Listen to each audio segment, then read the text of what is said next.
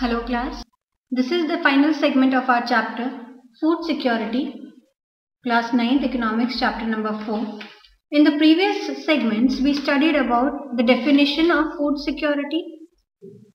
Why is there food insecurity in a nation? Which section of the society is the most prone to food insecurity?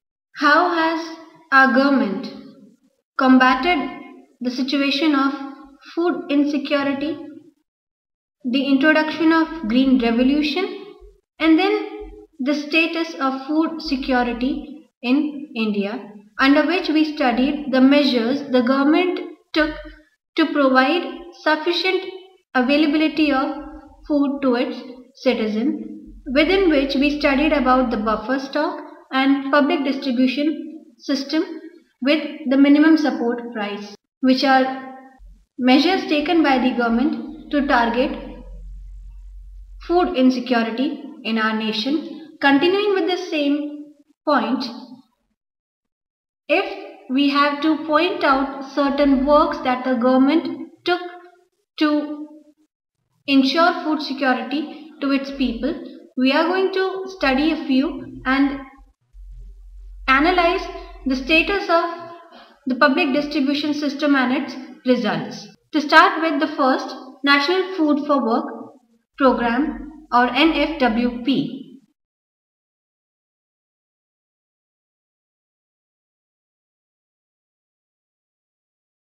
This particular scheme was launched in the year 2004 on November 14 in 150 most backward districts of the country, and the main objective of this program was to generate supplementary wage employment. In this program, the workers, the laborers were provided with food grains instead of monetary income or benefits in the products of food grains, which are provided by the state at free of cost.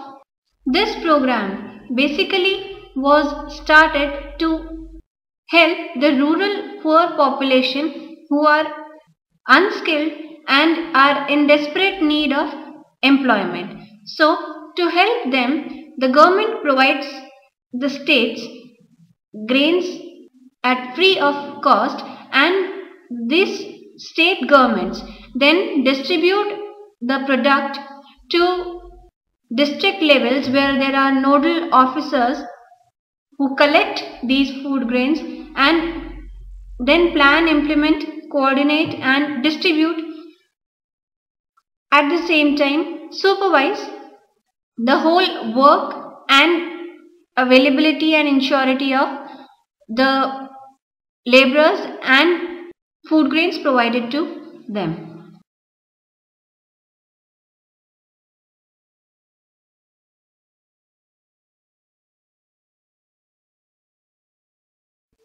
Another important scheme that the government launched was Antyodaya Yojana.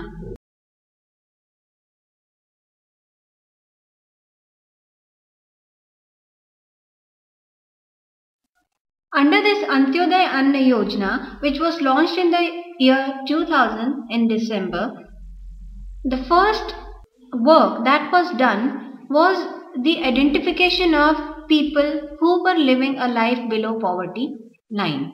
Once these poor families were identified, the respective state rural development departments made arrangements for providing each eligible family food grains at a very subsidized rate. The prices were very low from the market prices.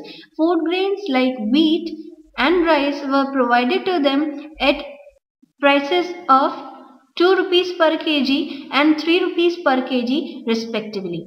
Now, this quantity was fixed that the family will be provided with 25 kgs of food grains per month. Later on, this quantity was increased from 25 to 35 kgs with effect from programs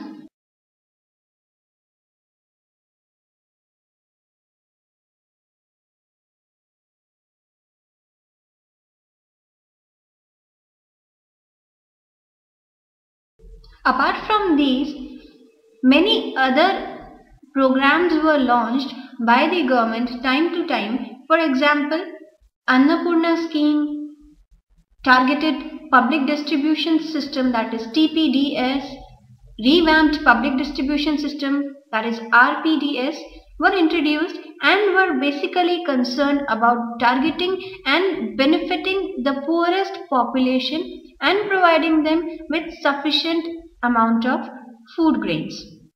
With these efforts, we find that the public distribution system in India has achieved a successful status so far.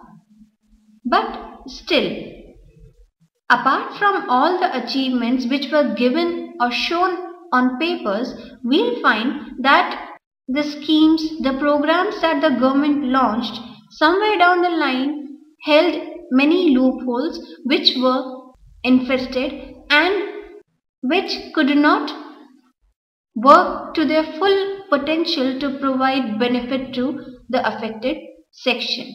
So, first, we can say that yes, the public distribution system did achieve a certain amount of success, but there were many problems associated with the public distribution system in our country.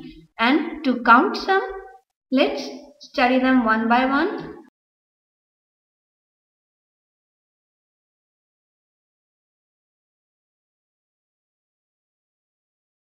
The first and foremost problem associated with public distribution system is the high amount of buffer stock that is available and is running as a waste because of lack of storage facilities of such a massive food stock and improper care by the government authorities or the concerned authorities.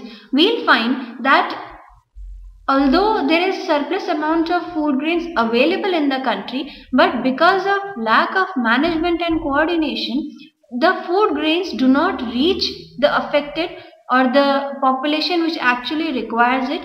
Instead, it is rotten in the storage houses for lack of better facilities.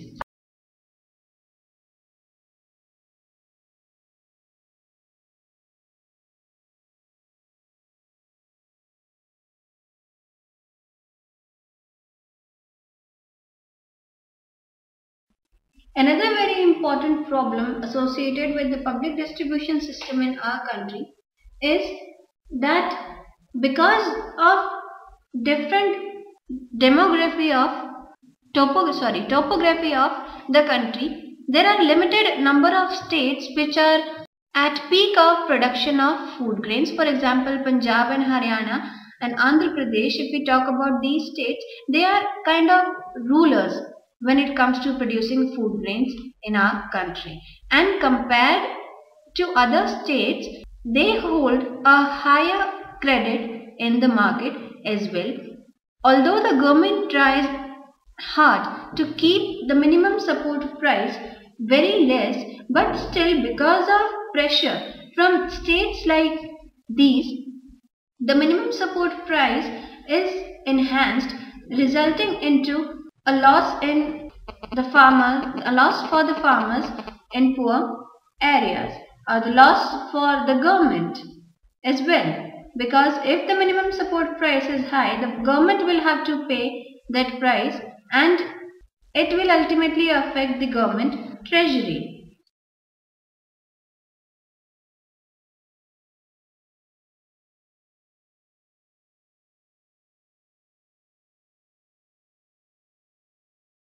And the last, but to say the most severe loophole in the public distribution system of our country will be improper functioning of the ration shops or fair price shops.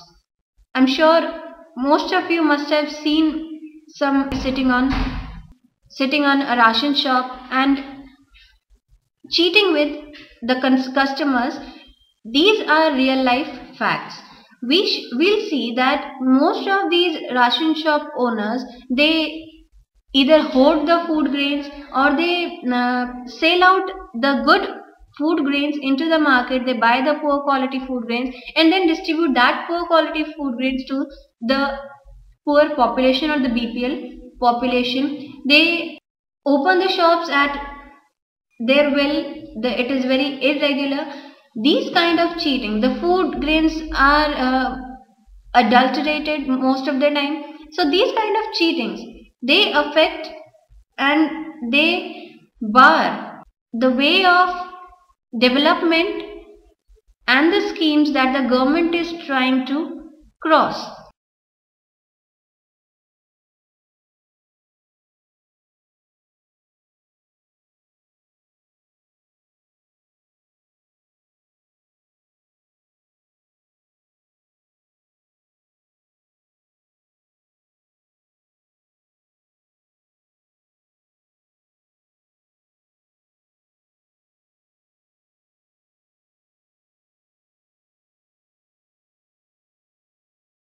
In this effort of food security in our country, apart from the government efforts, there are many cooperatives and NGOs who are also helping the government to succeed in providing this basic requirement of the population. Cooperatives, if you are aware of the definition, you'll know that cooperatives are a group of workers who are engaged at different levels of production of any good. It can be related with agricultural activity or any manufacturing activities.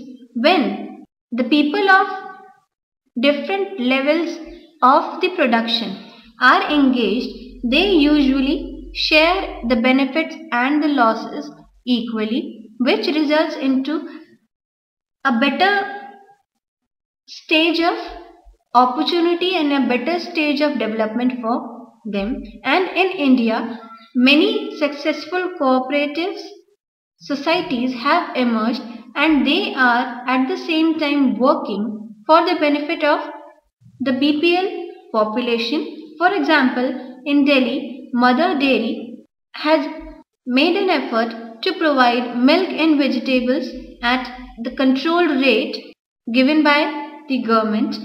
Also, Amul, which is again a very big name in the successful cooperatives, also has been working to provide milk and milk products at controlled rate in Gujarat. In Maharashtra, Academy of Development Sciences is a body which helps and facilitates a network of NGOs which are running and setting up grain banks at different areas.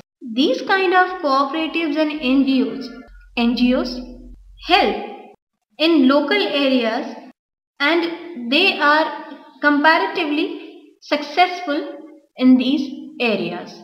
So, to end this chapter, we can say that yes, to a nation as big as ours, it is very essential for the government to provide ample amount of food grains to its population. But what is required to pay heed on here is that the programs, the work that the government is doing towards this proper motive should be implemented in a proper manner as well, without the loopholes, without the cheatings, without the irregulation and without the corruption.